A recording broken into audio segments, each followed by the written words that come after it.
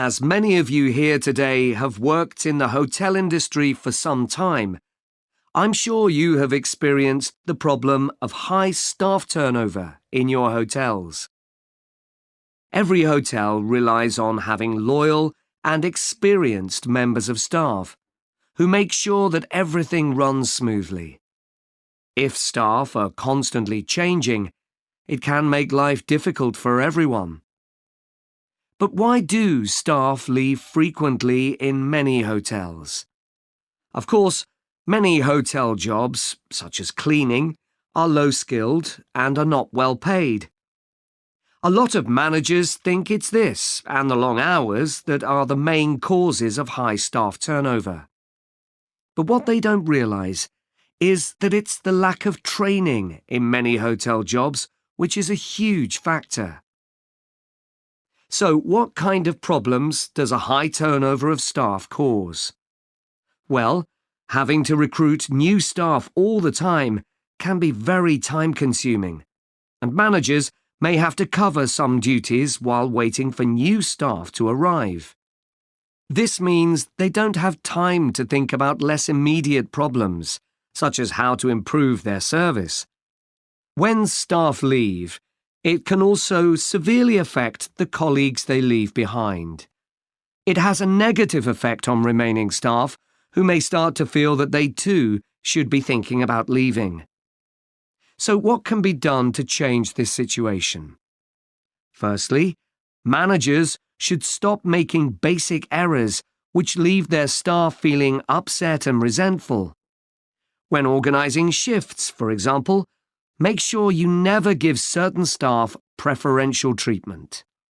All staff should be given some choice about when they work, and everyone should have to work some evening and weekend shifts. If you treat staff fairly, they'll be more likely to step in and help when extra staff are needed.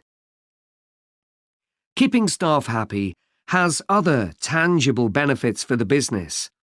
Take the Dunwich Hotel as an example. It had been experiencing a problem with staff complaints and, in order to deal with this, invested in staff training and improved staff conditions. Not only did the level of complaints fall, but they also noticed a significant increase in the amount each customer spent during their stay. They have now introduced a customer loyalty scheme, which is going really well. Now, I'd like to look at some ways you can reduce staff turnover in your hotels, and I'll do this by giving some examples of hotels where I've done some training recently. The Sun Club received feedback which showed that staff thought managers didn't value their opinions. They weren't made to feel they were partners who were contributing to the success of the business as a whole. This situation has changed. Junior staff at all levels are regularly invited to meetings where their ideas are welcomed. A year ago, the Portland recognised the need to invest in staff retention. Their first step was to introduce a scheme for recognising talent amongst their employees. The hope is that organising training for individuals with management potential will encourage them to stay with the business. At Blue Water, managers decided to recognise 50 high achievers from across the company's huge hotel chain. As a reward, they're sent on an all-expenses-paid trip abroad every year. Fun is an important element in the trips, but there's also the opportunity to learn something useful. This year's trip included a visit to a brewery, where staff learned about the new beer that would be served in the hotel. Pentlow Hotels identified that retention of junior reception staff was an issue. In order to encourage them to see that working in a hotel could be worthwhile and rewarding with good prospects, they introduced a management program.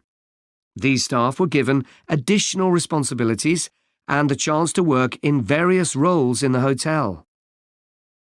Green Planet wanted to be seen as a caring employer. To make life easier for staff, many of whom had childcare responsibilities, the hotel began issuing vouchers to help cover the cost of childcare.